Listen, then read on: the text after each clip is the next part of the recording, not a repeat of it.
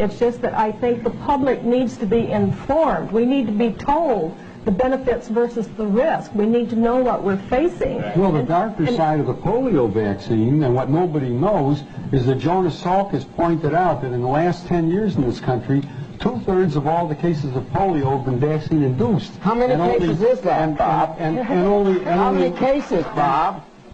Would you not interrupt me for a second? I know that doctors are used to interrupting patients, but not another doctor. Absolutely.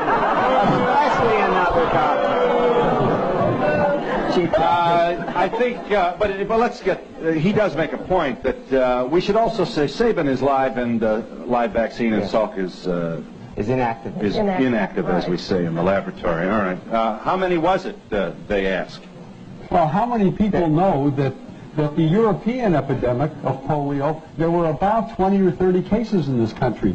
Now, of course, the American doctors will argue that the reason why polio disappeared in this country was because of the vaccine.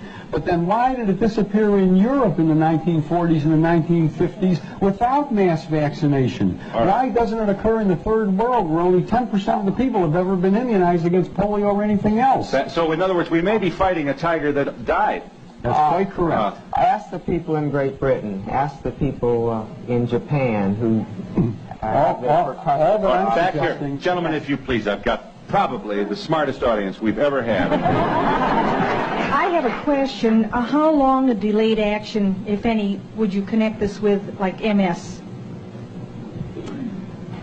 Is MS a possibility? Would multiple sclerosis be one of the possible results? As a matter of fact, there's a new publication that just came out from John Hoffman, who's a close associate of Tony Morris's, that gives the references linking MS in later life to the early introduction of live virus vaccines like measles and like some of the others that are live viruses. Now, at the present time, I would recommend that anybody who has MS or amyotrophic lateral sclerosis, or any of those degenerative neurologic conditions of later life, carefully review their vaccine histories. I would also like to comment to that, because in connection with my case, I've been doing some research. Let me tell him once again, Ms. Gundy, that you are a Guillain-Barré victim, contracted following your receipt of the swine flu vaccination. Yes, and I am in the process of writing a book about my experience, and in the process I've done considerable research. And from what I have learned, it looks as if immunizations frequently cause autoimmune diseases, not only Guillain-Barré syndrome, but lupus, rheumatoid arthritis, multiple sclerosis, and other types of things. Now, I have no data at this point. We should also say that there's a good deal of evidence suggesting that multiple sclerosis may be the result of distemper in an animal that the victim received during childhood. Now, none of this is absolutely nailed to the wall. But that's the problem with this. What's a mother to do with all of these balls in the air and nobody really certain? I would just like to also comment that we had 46 million people vaccinated with the swine flu shot.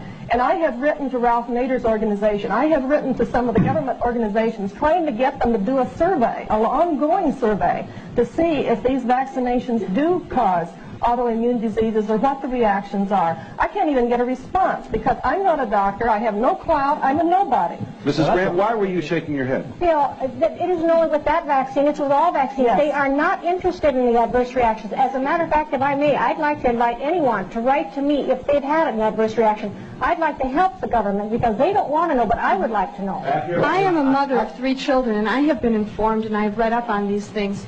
And I chose not to vaccinate my children, but when they get to school, why is it that I have to fight for my rights as a mother and the choice I've made? Let me just quickly, we're long, but that's a very important question. Here are the states in which you either have the totally free decision about whether or not to vaccinate, or we're calling them loophole states, states where they're not going to send your child to solitary if you don't have his card, you know?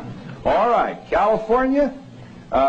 Not all children must be immunized in these states. Some require religious reasons. Some places there is a bureaucratic humma you have to go through to prove that you're this or that. And others it's probably easier. So just for the sake of simplifying this, Colorado, Idaho, Indiana, Iowa, Louisiana, Maine, Michigan, Minnesota, Missouri, Montana, Nebraska, North Dakota, Ohio, Oklahoma, Pennsylvania, Rhode Island, Utah, Vermont, Washington, and Wisconsin. If your state is not on there, it means that your child is going to be left at the kindergarten door feeling very, very much an outcast because he didn't get his immunization shots. And we'll be back.